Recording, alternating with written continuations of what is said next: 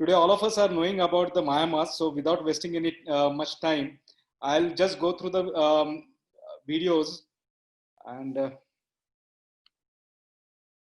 think it's in.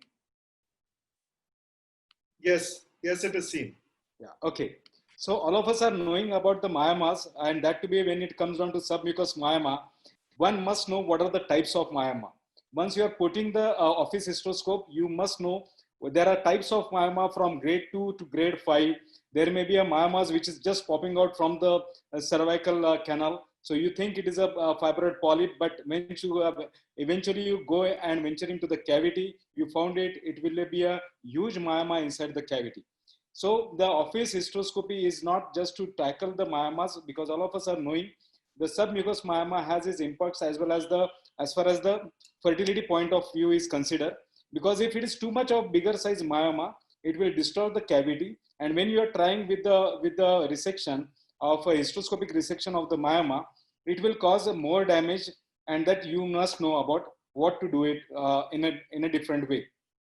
Basically, the principles of a myomectomy, for as far as the hysteroscope is considered, you have to do with the bipolar resectoscope, which is now available, which taken care of the fluid overload, or for that matter, any complications, as far as we are previously was using a monopolar and the glycerin. Now we are using a bipolar resectoscope, where there is a trick where you are dealing with the myomas, whichever size of the myoma. You can go with the chips. It goes from the top and it could come down to the most visible part, and then you come down to the most dependent part of the myoma. As it says that you go from the tip and then you go to the base of the mountain. So it is a wise way to look of the cavity of the uterus. Think that what is the size of the myoma, and which from what point you are going to start of resection. Because if it is too much near to the ostia, or if it is having the broader base, you need to understand the good mapping prior to the hysteroscopic resection is useful, because that will give us a clear cut guidelines that you can tackle the myoma hysteroscopically, or you can do it with the assistance of the laparoscopic assistance with the hysteroscopic myomectomy. Coming down to the resection principles, the resection should be from there is a two types of a working element, maybe active and the passive blade.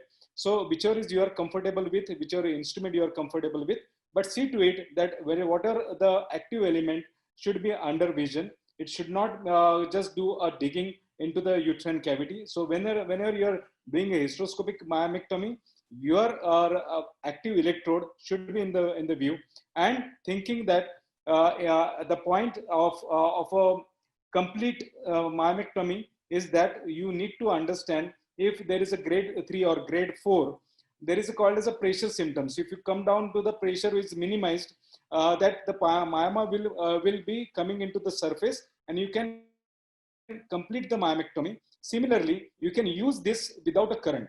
What I mean by it, if you are using a hysteroscope for a myomectomy, it's not advisable that for all the time you are using the current.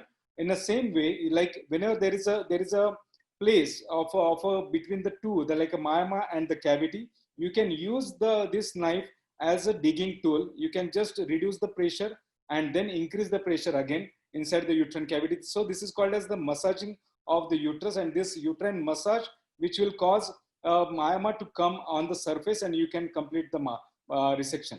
There are the different ways of taking out these chips, because this is going to have obscure your vision. There is a mechanical device where you can use, or you can use just a home holding forceps to take out these particular chips out of your vision, and then you can again come into the view.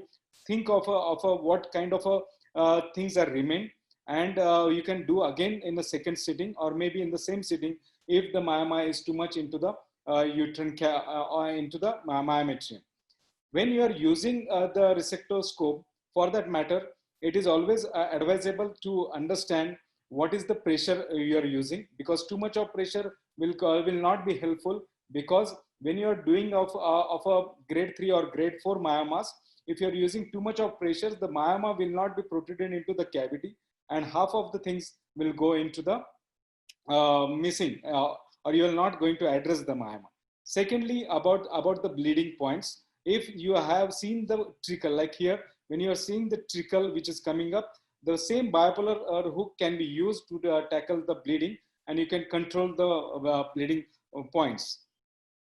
So I was talking about this particular thing. When you are doing with the myomas and then there is a bleeding, the bleeding can be tackled just to apply the pressure, or you can increase the pressure. You can complete the job, or you can use this bipolar resectoscope in order to control the bleeding point.